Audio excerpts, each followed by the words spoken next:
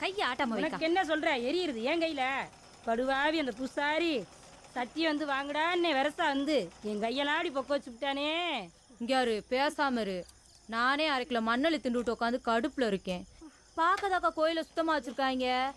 சோறளி தின்னா வெறும் கல்லு மண்ணுமா வருது. இங்கே மட்டும் என்ன வாழுது? நான் பிச்சை போட்டேங்கிட்டலாம் பிச்சைக்கு வேண்டியதாக போச்சு. 10 வரலாங்க தூரம் நடந்தே போனேன்.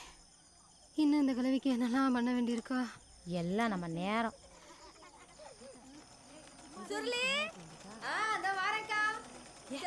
அவளுக்கு என்ன பேசுறாலும் பாரு.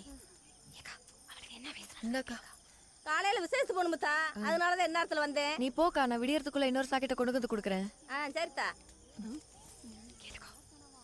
ஏண்டி சுருளியே, நாளைக்கு உங்க ஆத்தாளுக்கு ஆப்ரேஷனு. எங்களுக்கு இருக்கிற பையன் கூட உனக்கு இல்ல. ஒத்தப்பட்ட அழுக வராம ஒம்பாட்டில் உட்காந்து ரவுக்க தச்சு கொடுத்துக்கு இருக்கிறவ.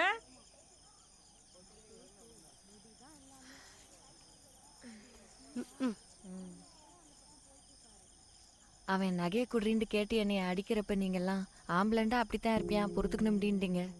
ஆத்தா மட்டும்தான் அவன் என்னத்துக்கிட்டே உனக்கு கஞ்சி ஊற்றணும், நீயே 4 பொழப்ப கற்றுக்கிட்டு பொழைக்க பாருன்னு என்னை இங்கனை கொண்டாந்து வச்சுக்கிச்சு. ஆத்தா அது சௌரியமா இருக்கே, என்னை இங்கனை வச்சு வேலை வாங்கி பாடா படுத்துதுன்னு ஊர்க்காரங்க எல்லாம் நினச்சி இருக்காங்க. ஆனால் நெசத்துக்கு ஆத்தா எனக்கு 6 துணையும் இல்லைண்டாலும் ஒரு பொம்பளை தனியாக தைரியமாக எப்படி பொழைக்கணும்னு பழக்கிக்கிருக்கு. இன்னைக்கு என் கையில் ஒரு பொழப்பு இருக்கு. என் மயனை நான் கரை சேர்த்துட்டு கௌரவமாக வாழ்ந்துருவேன். எனக்கு தைரியம் இருக்கு. இப்போ மட்டும் நான் அழுதேன். ஏண்டே நான் இல்லைண்டா உனக்கு பிழைக்க தெரியாதாடே, அப்படியாடி நான் உன்னை வளர்த்தேன்டா ஆத்தா விளக்கு மாற்ற எடுத்தே என்ன வெளுத்து புரும். உங்களுக்கு ஒன்று தெரியுமா, கல்யாணத்துக்கு நாள் வரைக்கும் ஆத்தா என்னை யாருக்கும் தெரியாம பள்ளியோடத்துக்கு கூட்டு போய் கூட்டியாந்துச்சு.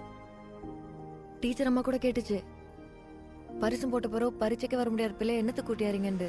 அதுக்கு ஆத்தா சொல்லுச்சு, ஏதோ 2 எழுத்து சேர்த்து கத்துக்கிட்டா, ஒரு 4 கணக்கு புதுசா போட கத்துக்கிட்டான்டா, என்னைக்காவது கை கொடுக்கும்ல அப்படின்ட்டுச்சு.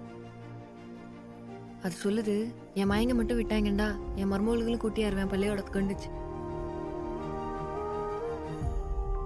அதனால தான் நீங்க திண்டுட்டு தூங்கும் போது அது கோவம் வந்து என்னத்தையாவது பழகங்கடின்னு கத்திக்கே இருக்கும்.